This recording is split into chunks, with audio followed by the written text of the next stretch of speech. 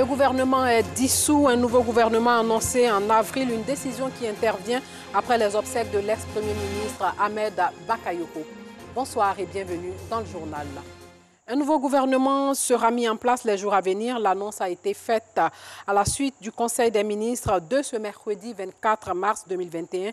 Une décision du président Ouattara, le gouvernement dissous, le chef de l'État a annoncé la nomination prochaine d'un nouveau chef de gouvernement. Cette décision intervient 5 jours après l'inhumation du Premier ministre Ahmed Bakayoko, décédé le 10 mars dernier. Un ultime conseil des ministres, une dernière convocation très attendue par les Ivoiriens et les observateurs de la scène politique. Un intérêt dû à l'actualité, la nomination d'un nouveau Premier ministre.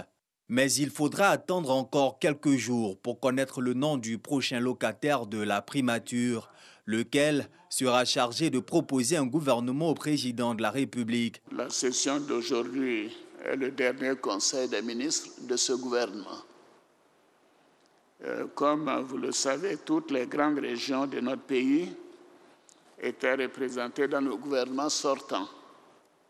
Il appartiendra au nouveau Premier ministre de me faire des propositions en tenant compte de mon souhait pour un renouvellement générationnel. En attendant de connaître le prochain chef du gouvernement, le Conseil des ministres du jour a adopté quelques projets de loi et de décrets, d'un projet de loi sur le contenu local dans les activités pétrolières et gazières au titre du ministère du pétrole, de l'énergie et des énergies renouvelables. Ce projet de loi vise à mettre en place un tissu industriel pétrolier et gazier national prenant appui sur des entreprises et des personnels locaux. Le nouveau Premier ministre devra apporter et conduire les actions du gouvernement et aider à bâtir une Côte d'Ivoire solidaire. Un mot de santé, le Rotary Abidjan Atlantis et le Rotaract ont organisé une journée de dépistage gratuit du cancer du col de l'utérus et un don de sang en vue de sauver des vies et lutter contre la pénurie de sang. Un gap de 100 000 poches de sang reste à combler en Côte d'Ivoire et selon les recommandations de l'OMS, pour qu'un pays puisse s'autosuffire en sang, il faut un nombre de dons de sang équivalent à au moins 1% de la population totale. En Côte d'Ivoire, donc, il faut collecter 240 000 poches de sang par an au lieu de 159 551. Sous cette bâche, des volontaires venus donner de leur sang. Un geste pour apporter leur contribution aux appels pour parer au manque de sang dans nos hôpitaux. Supposons quelqu'un en manque de sang dans un hôpital et il n'y a pas de sang. Je crois que cette personne va mourir. Et si nous faisons le don de sang, cela peut combler ce manque de sang dans nos hôpitaux. Le sang, c'est la vie. Donc le fait de donner de son sang permet de sauver des vies humaines.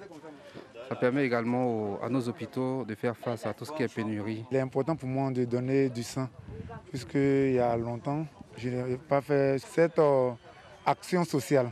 Non loin de ceux qui viennent sauver des vies par le don du sang, il y a aussi ces dames.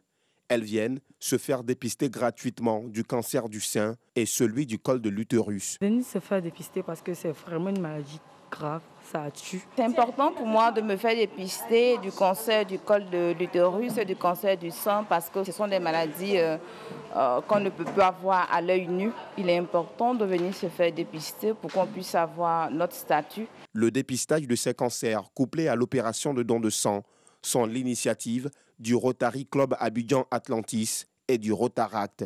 Les clubs services entendent prendre en charge les cas positifs de cancer. C'est important pour nous d'inciter les femmes de Côte d'Ivoire à se faire dépister assez tôt parce que c'est le meilleur moyen de pouvoir bénéficier d'une prise en charge et de pouvoir, on va dire, véritablement guérir de cette maladie. Nous avions prévu d'offrir 300 postes de sang à la banque du sang. Et nous allons programmer ça sur les 3 mois qui viennent. Nous profitons donc de cette occasion pour appeler l'ensemble des Ivoiriens à pouvoir offrir le sang. Vous savez, lorsque vous êtes confronté à la recherche de sang, c'est en ce moment-là que vous vous rendez compte que c'est un bien précieux. En Côte d'Ivoire, 3000 nouveaux cas de cancer du col de l'utérus sont détectés tous les ans et 80% de ces cas sont à des stades avancés. En ce qui concerne la pénurie de sang, plusieurs raisons l'expliquent. Les accidents de la route lors des fêtes de fin d'année en sont une cause majeure. Des plaidoyers pour l'amélioration des conditions de la femme déployés lors d'un panel initié par l'Organisation de la santé publique Engender Health. Sur la table, la stigmatisation liée aux menstrues, considérée comme l'une des causes d'absentéisme en milieu scolaire, et la suppression des taxes douanières qui pèsent sur les produits hygiéniques. Le reportage de Noussangaré, commenté par Antoine Bassa. Journée internationale des droits de la femme. Au-delà des festivités, faire des plaidoyers pour l'amélioration de leurs conditions de vie. C'est tout le sens de ce panel initié par Engender Health, une organisation de santé publique en Côte d'Ivoire. Arrêtons les discours parce que chaque année au 8 mars, on fait les discours, on offre les pagnes. Est-ce que les pagnes empêchent d'être violentés ou bien d'être violés? Est-ce que les pagnes permettent d'avoir accès à une méthode de contraception quand on veut? Est-ce que les pagnes nous permettent, quand on doit subir un avortement, de l'avoir dans un cadre sécurisé? Ce n'est pas le cas. Le pagne ne suffit pas, il faut aller au-delà du pagne. Au menu de cette rencontre d'échange, plusieurs thématiques, dont celle relative à la stigmatisation liée aux menstrues, considérée comme l'une des causes d'absentéisme en milieu scolaire. Quand une jeune fille qui n'a pas l'information voit ses menstrues, se tâche à l'école, c'est tout le monde qui se moque d'elle, y compris son enseignante, ses amis de classe, les garçons. Quand elle est dans une école mixte, c'est encore très grave. Tout le monde se moque d'elle. Et cette jeune fille-là, quand elle rentre à la maison, elle n'aura plus envie de revenir à l'école. Donc elle abandonne les cours. On dira qu'elle n'est pas intelligente. Pas parce qu'elle n'est pas intelligente, mais parce qu'elle a un problème qu'on n'arrive pas à gérer. On ne la comprend pas.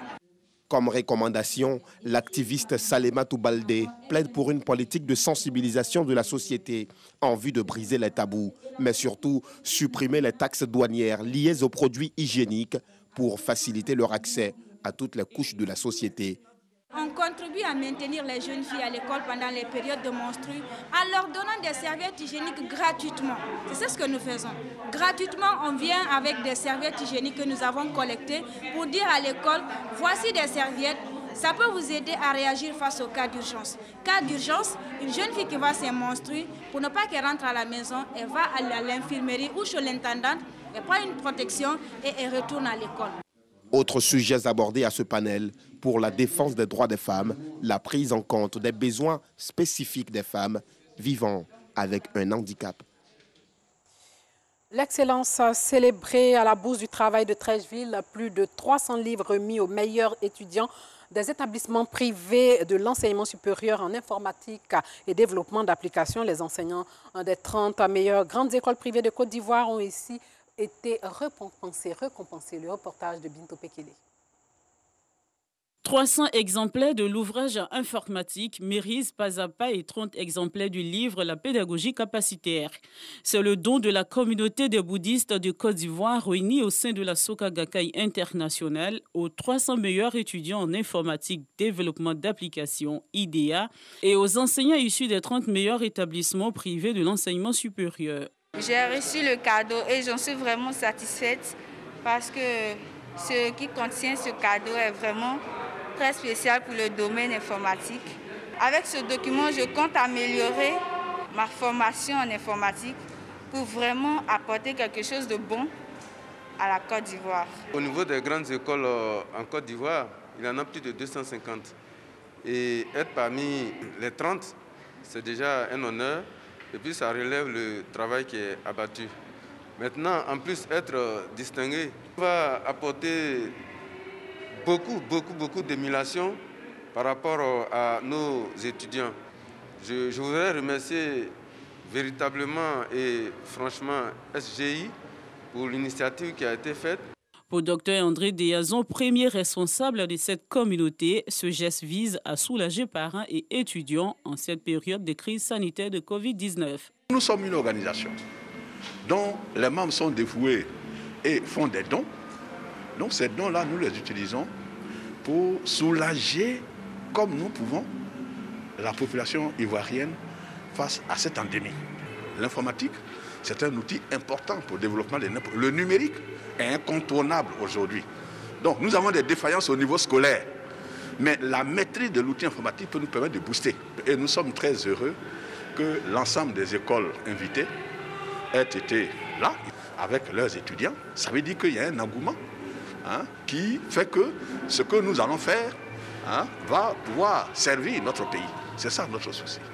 Occasion pour les membres de la Soka Gakaï et les bénéficiaires d'observer une minute de silence en hommage au Premier ministre Ahmed Bakayoko, décédé le 10 mars dernier.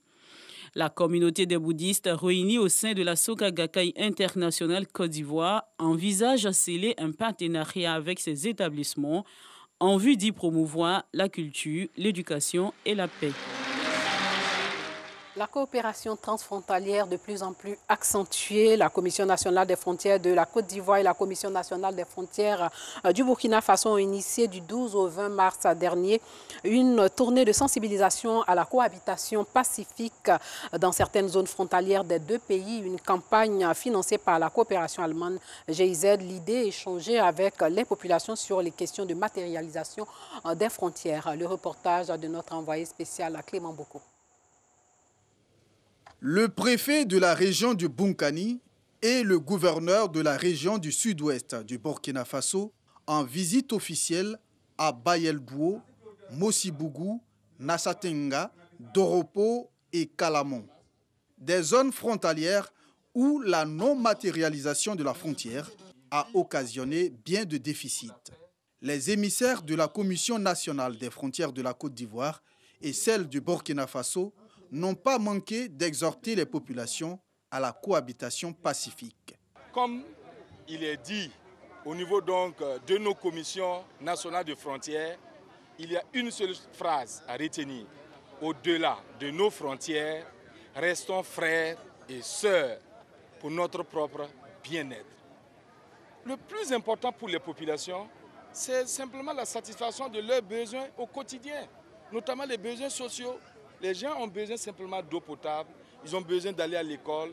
Ils n'ont pas forcément, leur préoccupation n'est pas de connaître la bonne, mais de savoir que leurs préoccupations sont vraiment au cœur des politiques des deux gouvernements. Aujourd'hui, nous sommes venus leur dire que la volonté des deux gouvernements, c'est de faire en sorte que autant les populations qui sont au centre, au nord, bénéficient, ces populations riveraines aussi vont bénéficier du même développement.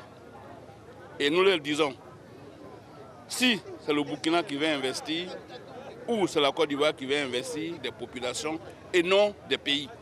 C'est les populations riveraines qui doivent bénéficier. Donc il faut que nos populations acceptent que ces infrastructures soient mises en place. Quitte à demain, lorsque la démarcation va se faire matériellement, dire cette infrastructure est située en Côte d'Ivoire ou est située au Burkina. En plus des conflits fonciers, des problèmes de voirie, d'infrastructures éducatives, de télécommunications, d'adduction en eau potable, les populations ont souhaité qu'un accent particulier soit mis sur la sécurité. Une question primordiale pour les deux États, selon les administrateurs civils. La Côte d'Ivoire qui a une frontière aussi avec le Mali où étaient réfugiés 10 personnes, 10 Ivoiriens, dont 5 hommes et 5 femmes en provenance justement du Mali, qui ont regagné hier soir le pays dans le cadre du rapatriement volontaire. L'information a été donnée par le HCR. Le comité de normalisation de la FIFA, lui, a officiellement lancé sa saison de football 2021. Aujourd'hui même, au siège de la FIFA, on en sait davantage avec Jean-Sylvain Rissot.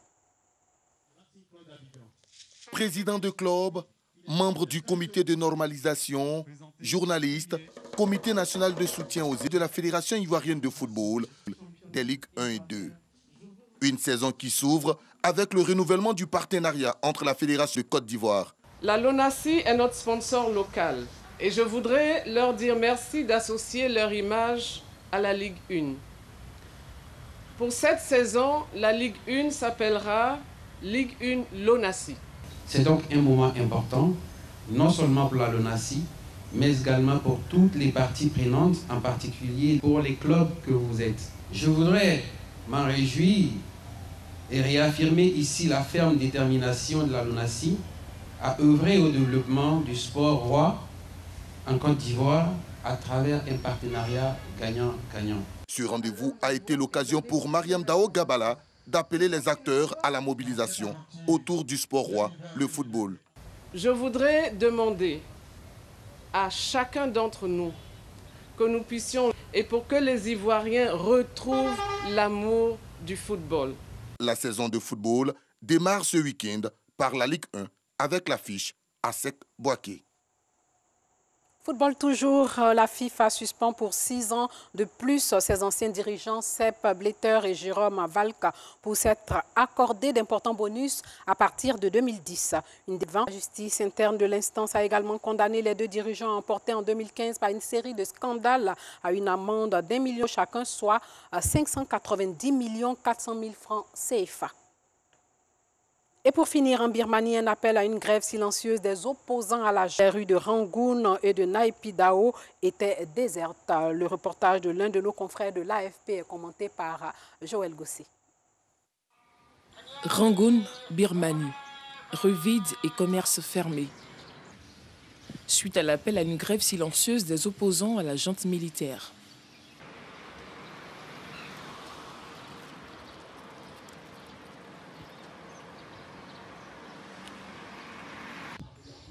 Dawin, Birmanie. Plus de 600 personnes interpellées depuis le coup d'État du 1er février ont été relâchées. Mais des centaines de civils sont encore en prison, dont l'ex-dirigeante Aung San Suu Kyi.